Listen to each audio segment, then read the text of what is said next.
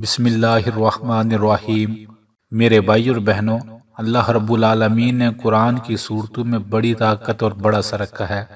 قرآن پاک کی 30ویں پارے میں ایک ایسی صورت ہے جو بندہ اس صورت کو پڑھتا ہے، میرا اللہ اسے ہر مشکل سے نکلنے کا راستہ دکھا دیتا ہے۔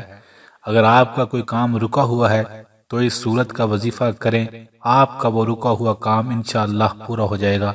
یا آپ کوئی مقصد یا کامیابی حاصل کرنا چاہتے ہیں تو پھر بھی صورت کو پڑھیں، اللہ آپ کو ہر مقصد میں کامیابی دے گا۔ بیماری کے لیے پڑھیں، اللہ صحت دے گا۔ دعاؤں کی قبولیت کے لیے پڑھیں، اللہ دعائیں قبول کرے گا۔ دنیا کے ہر مسئلے کے لیے آپ اس کا وظیفہ ایک بار کریں، فائدہ ضرور ہوگا۔ یہ قرآن کی عظیم برکتوں والی صورت سورہ علم نشرہ ہے۔ یہ 30ویں پارے میں ہے۔ اس صورت کو سیو کر لیں موبائل پر، اوپر سے دیکھ کے پڑھتے رہیں، بار بار پڑھیں اور بعد میں اللہ سے دعا مانگیں، پھر پڑھیں، پھر اللہ سے دعا مانگیں۔